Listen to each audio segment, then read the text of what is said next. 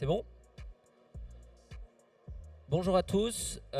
Donc, on va parler hydrogène. Donc, voilà, je vais commencer dans quelques minutes. En tout cas, si certaines personnes sont intéressées pour nous rejoindre sur une présentation autour de l'hydrogène durable et à coût compétitif, ce qui n'est pas facile, je vous invite à nous rejoindre pour la session de pitch.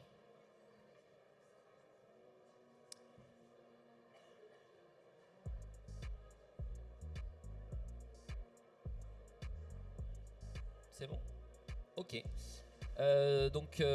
Mathieu Schmitt, je m'occupe de la partie business développement et partenariat pour Sakowin. Sakowin, une entreprise qui a été créée en 2017 autour de l'hydrogène, avec une volonté de produire de l'hydrogène durable à coût compétitif, comme je l'ai dit. Hop, est-ce que ça marche? Ouais, parfait. Donc voilà, l'objectif c'est, on n'est pas beaucoup, donc autant que ce soit interactif pour une fois. Donc je vais vous présenter Sakowin et après on pourra passer aux questions si vous voulez. L'objectif, on l'a dit, on a tous un but, net zéro d'ici 2050. Comment y arriver? L'hydrogène doit faire partie du mix, c'est un excellent moyen de décarboner. Ça, tout le monde en est convaincu aujourd'hui. Après, remplacer 85% de nos énergies actuelles fossiles, donc gaz, charbon, pétrole, par de l'hydrogène. Alors bien sûr, l'hydrogène fera partie d'un mix, mais si on se projette dans cet exercice, ça veut dire fabriquer 10 milliards de tonnes d'hydrogène d'ici 2050.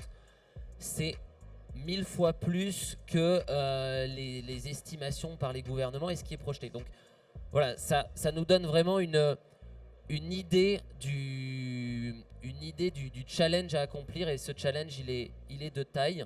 Donc pour que l'hydrogène intègre le mix énergétique, il faut qu'il y ait 3 conditions. Scalable, c'est la première, donc c'est-à-dire produire assez pour pouvoir adresser le marché. À coût compétitif, c'est-à-dire qu'il faut qu'on puisse avoir des prix qui sont accessibles et qui puissent permettre aux industriels d'adopter la technologie. Et dernière partie, bien sûr, sans CO2. C'est le point le plus important.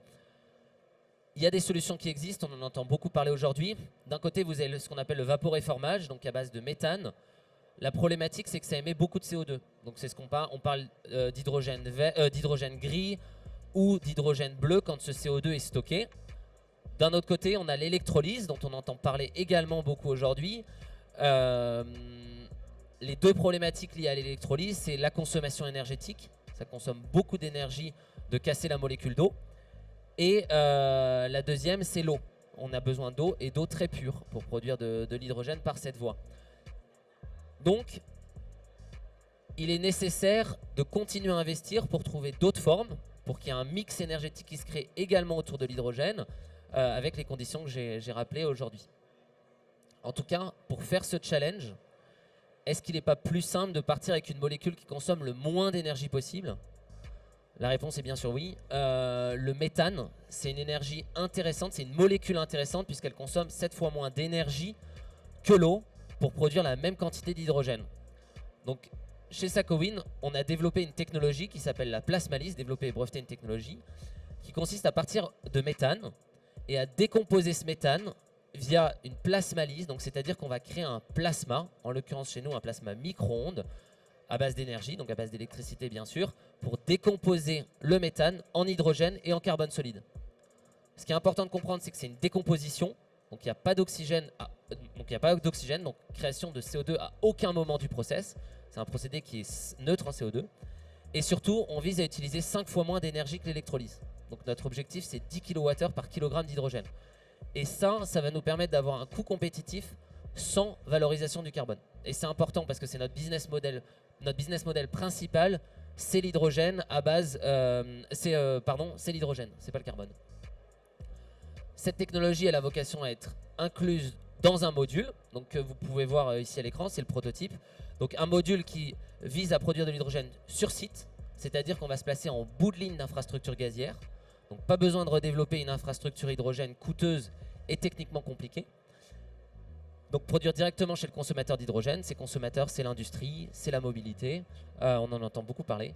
Et à la demande, C'est-à-dire que c'est une production qui peut être continue, mais qui peut être aussi à la demande. C'est l'intérêt des micro-ondes comme celle que vous avez chez vous. C'est juste un peu plus gros. C'est un module qui se veut stackable, donc c'est-à-dire qu'on va produire entre 200 kg d'hydrogène jour jusqu'à plusieurs tonnes. Pour ce faire, on va mettre plusieurs torches de décomposition les unes à côté des autres pour monter. Une torche, ça va être 200 kg, donc 200 kg, 600 kg, etc. Une production sur site, ça je l'ai déjà dit. La question qu'on se pose, et j'en ai beaucoup entendu parler aujourd'hui, vous utilisez du méthane, est-ce que vous êtes vraiment vert? La réponse est oui. La voie la plus intéressante est bien sûr d'utiliser du biométhane. Avec le biométhane, on est négatif en CO2. Ça veut dire qu'on peut s'apparenter aux technologies de carbon capture. Sur le cycle, entre le méthaniseur, la plante qui va capter du CO2, le méthaniseur qui va capter le CH4 issu de la décomposition, et nous, derrière, on va être négatif en CO2 autour de 10 kg de CO2 par kilogramme d'hydrogène. Donc c'est plus vert que vert, disons. En attendant que ce biométhane soit plus accessible et moins coûteux, on utilise du gaz naturel. Avec du gaz naturel, comme j'ai dit tout à l'heure, il n'y a pas de CO2 dans le process, d'accord? On n'est pas sur une combustion, on est sur une décomposition. Et ça va nous permettre d'approcher des prix proches du steam reforming. Donc entre 2,5 € et 3,5 € du kilo par kilogramme d'hydrogène, ce qui est nécessaire pour faire la transition énergétique. Deux marchés, on l'a dit, le marché de l'hydrogène, j'y reviens pas, le marché du carbone solide. L'avantage de créer une solution qui vise à un hydrogène à coût compétitif, c'est que notre carbone, c'est un bonus, et ça veut dire qu'on va pouvoir aller débloquer de nouveaux marchés. Ces nouveaux marchés, on en voit deux gros, locaux, importants aussi par leur quantité. C'est les matériaux de construction. Donc par exemple, en remplacement dans le ciment Portland, en remplaçant d'une partie du ciment Portland par du carbone, on va avoir un intérêt écologique important aussi, une réduction du CO2. Ou dans l'agriculture, où le carbone peut aider par exemple à la rétention d'eau dans les sols. Donc c'est vraiment deux gros marchés, et c'est des marchés intéressants pour leurs avantages environnementaux majeurs. Notre volonté chez Sacowin, notre business model, c'est d'être fournisseur d'intégrateurs, donc un modèle OEM. On a déjà signé 5 partenariats avec des partenaires que vous voyez à l'écran. On a déjà livré notre premier prototype, donc ça c'est un point important. Et on vise 15 partenaires d'ici 2025, avec 15 applications.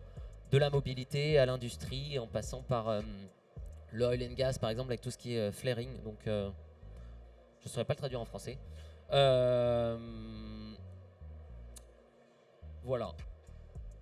On n'est pas les seuls, et c'est une bonne nouvelle. La pyrolyse du méthane, ce qu'on appelle l'hydrogène turquoise, c'est un marché où il y a des petits acteurs, des startups. Le plus gros, c'est Monolith aux États-Unis. C'est un marché dont on entendait peu parler dans la transition énergétique parce qu'il est surtout orienté carbone. Nous, notre différence, c'est qu'on va vers l'orientation sur l'hydrogène. Et c'est vraiment ça qui est important, parce que si on veut faire la transition énergétique, il faut dépasser le marché du carbone. Il faut aller vers le marché de l'hydrogène et créer de nouveaux marchés autour du carbone. Où on en est, alors désolé, c'est pas très grand. En termes technologiques, donc on est à TRL5 aujourd'hui, on a un prototype qui fonctionne, on est basé à Aix-en-Provence. On vise des plus gros prototypes à destination de nos partenaires d'ici mi-2023 et un démonstrateur industriel 2024 avec une sortie du produit fini 2025. En termes de financement, on a déjà levé 10 millions sur cette technologie uniquement. Donc 1 million auprès d'investisseurs industriels que vous voyez à l'écran, dont Saint-Gobain. Et ensuite 9 millions via la BPI et l'EIC. On a été lauréat on fait partie des 7% de startups sélectionnés au dernier round. Et on ouvre un autre tour de 4 millions qui va se clôturer en février. Voilà.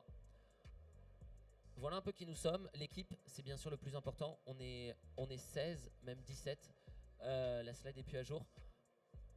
Majoritairement autour de la recherche. Donc 7 docteurs, 6 ingénieurs sur toute la partie plasma, décomposition et industrialisation. Voilà. Et des fonctions support, business développement et finance. Voilà qui nous sommes. En quelques mots, on est exposant. Donc si vous avez des questions. Je peux prendre quelques questions ou pas?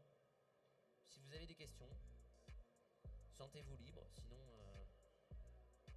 n'hésitez pas à venir nous voir.